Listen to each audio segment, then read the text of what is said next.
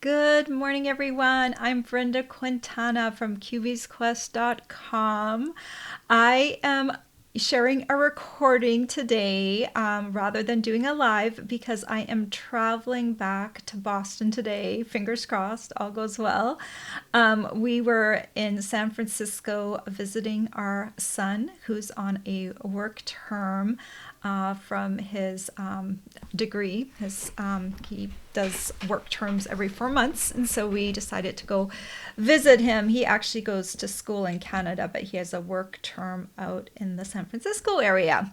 So I'm not sure. I'm recording this before I go. I'm hoping that we had a good time, and I'll tell you all about it when I get back.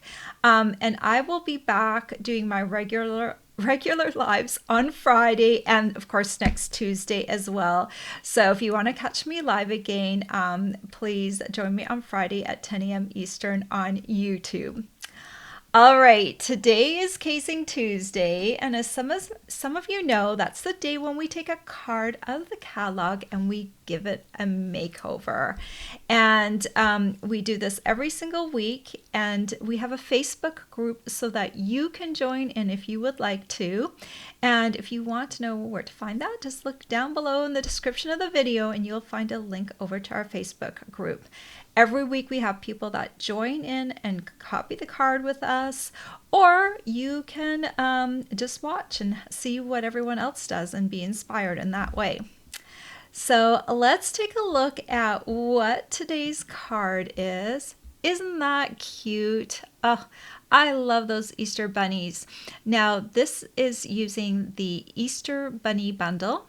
The stamp set is available right now, but the punch it went on back order, and so it won't be available again until May.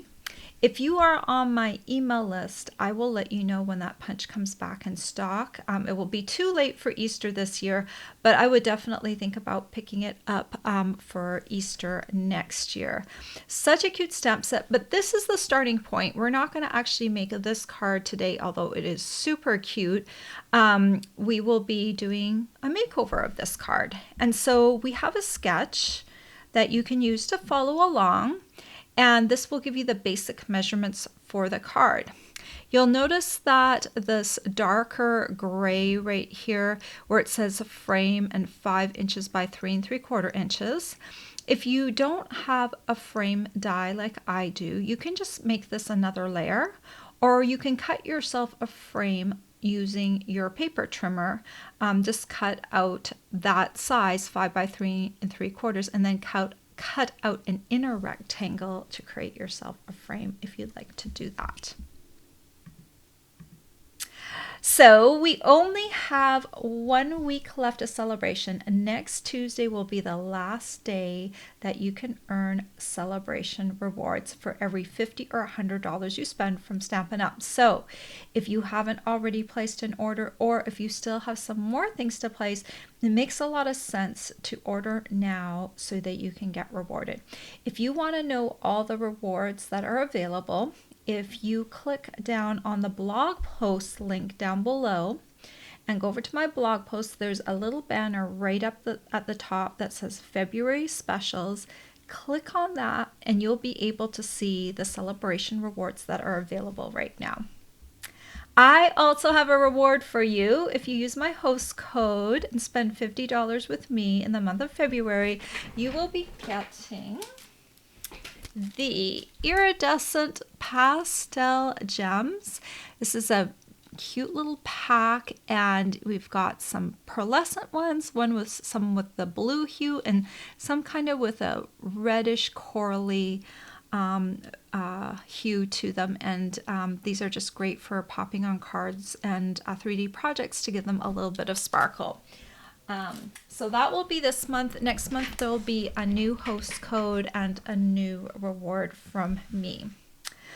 All right, I am going to switch over to my camera. I'm going to show you, I made a bunch of cards today using the layout, and we're going to make yet another card. So this is, it's going to be fun. I'll show you all of my samples. All right, let's put this in to my camera view. So this is the very first card I made Isn't it pretty? So those flowers are actually from paper. I didn't stamp those, although you could stamp flowers if you wanted to. So I used this paper right here. This is a celebration reward paper called Dainty Flowers. And I just cut a piece of that. And then I stamped a greeting right on the paper. And look at that. It says, there are so many ways you might feel right now. And it said, alone shouldn't be one of them. So just a really pretty card. This Sending Support stamp set is also a celebration reward stamp set. So that's where I got the greetings for this particular card. All right, and then I did one with the On the Farm bundle, and the matching paper is also a celebration paper. This is the Day at the Farm paper. It's a celebration reward you can choose. So I chose the bottom of this paper that had the pigs on it, but I just wanted to share with you, like, if you have part of the paper that is just a scene, it doesn't really have anything on it that really looks like really great for the front of a card, what I would do is I would cut, this was the top half, this kind of came together like this, like the sheep is kind of underneath the rest of the frame there. So I would just cut out like a horizon photo, and then I would take one of these animals and put it down on the landscape here. And then I would stamp a greeting into the sky right there. So you can use every portion of that paper, even if it doesn't have anything interesting on that particular piece. You can add a little interest by including an animal from the On the Farm stamp set. And for this one, this one's all paper, and then I added the Today is Good from On the Farm. Isn't that cute? I just love it. So much fun. Very easy cards, by the way, because I'm using the paper. All right, and here is yet another card. Isn't this pretty? This deep, gorgeous paper. Well, this is yet another celebration paper. It's this one here called Favored Flowers. And I just took a piece of that and just added it behind this frame and added the happy birthday. The happy birthday comes from the Something Fancy stamp set. And also, oh, I left my die over there, but there is a die that cuts this shape. It's kind of this angled shape. So that was one of the dies from the Something Fancy bundle. All right, those are my first 3 cards, and we're going to make yet one more card, a different card. And I just wanted to point out on all the cards I used the Fabulous Frames dies, and I use this one right here, and I just ran it through my Stampin' Cut and Emboss machine, and it creates a nice frame. It's got, the frame has, you can see it has some texture on it, some little dots, so it truly looks like a nice little frame. And just look at these just cards. I kind of made them all the same. They all have white frames, dark cardstock card bases. I used the same ribbon, the same jewels, and just 3 very different cards made using that same layout from our Casing Tuesday. So let's make one more card, and I want to show you how I go about doing that. So first of all, I pick my paper. And the paper I chose to use, I wanted to use yet another paper. This one is a regular catalog paper. It's not a celebration reward. This one's called Fancy Flora, and it's got a lot of different kind of artistic painted designs. So pick one that makes you happy. I'm using the top one because I kind of liked this.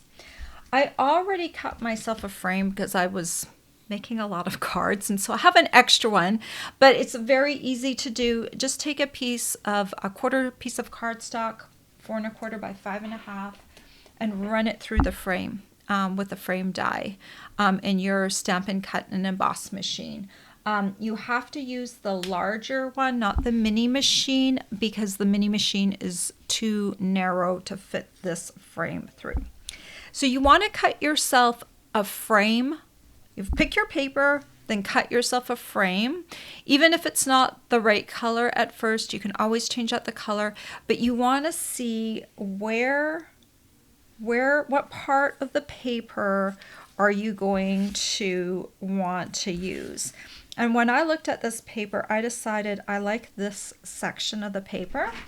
So I'm just going to grab my trimmer right here, because I know I want this bottom piece. I'm going to cut this width, the narrow width, to 3 5/8 inches. Okay, so now it's cut down to size, and I want this part, and I know I need to cut this to 4 7/8.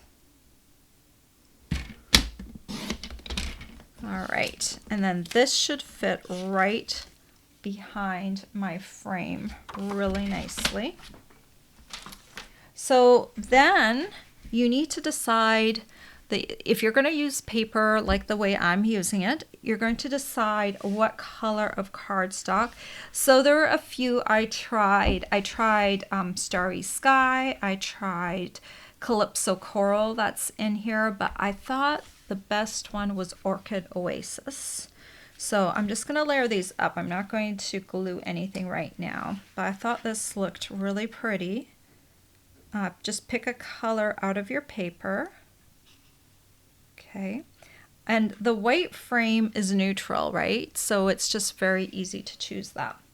Then, because I picked a blank spot on my paper right here, I know there's a perfect spot for stamping a greeting. And I'm going to use the same color ink as I used for my cardstock background. And then I'm going to use the Something Fancy bundle, but I'm actually just going to use the stamp set, not the whole bundle. But if you're getting the stamp set, you might want to get the whole bundle. It's got these beautiful labels in it, and so I think it's kind of fun to have all of these labels in there. Okay, so I'm going to use this greeting. I haven't used it yet. It says, "Nothing fancy, just love." And if you're new to stamping, you might want to practice stamping this before stamping it on your good paper, just to see if you've got the right touch. There's always ways to fix mistakes, but just give it a little practice first. So I'm just going to ink this up, and I'm going to stamp it right about here. Oh, isn't that pretty? It's so pretty. I love it. Okay, I'm going to set that aside. And now we're going to glue everything together. And I think this is pretty straight on. So you can either decide to put the glue on the frame, or you can put it on the piece of designer series paper. I'm going to put it on the frame, and because I cut it just a little bit smaller than the frame, I'm going to go in and just do as close to the inside opening as possible with my glue. I don't want to go all the way to the edge. Don't want too much to ooze out. So I'm going to try just laying it down centered on my frame, and then I'm just going to flip this over real quick. Just make sure when you're doing it that your greeting is still straight, because you still have a chance to, fix it a little bit. If you feel like it's a little off kilter, you can kind of, shift it a little bit until it's straight. If you have any overhanging designer series paper, you can snip it off with some paper snips now. This card base is 11 inches by 4 1/4 inches and scored in half at the 5 1/2 inch mark. And the color was Orchid Oasis. I'm going to add some glue to the back of this now. And then I'm just going to glue this centered on this piece. It's so pretty. I love this design, and I love that this is like a really quick and easy way to make cards. I tied myself a bow a little earlier with that crinkled white seam binding. And so I'm just going to take a mini glue dot, put it behind the knot. And now I just have to figure out, okay, where am I going to put, I think I'm going to put my bow there. I think I feel already like that's going to be like a good spot for my bow.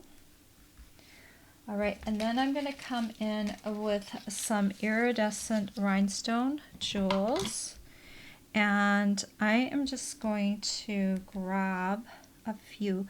When I do my jewel placement, I lift them off and put them down, and I don't press them down yet because I can still move them around a little bit until I press them down. So generally I like to take three in three different sizes, and I like to scatter them around my greeting because then your greeting kind of lights up a little bit.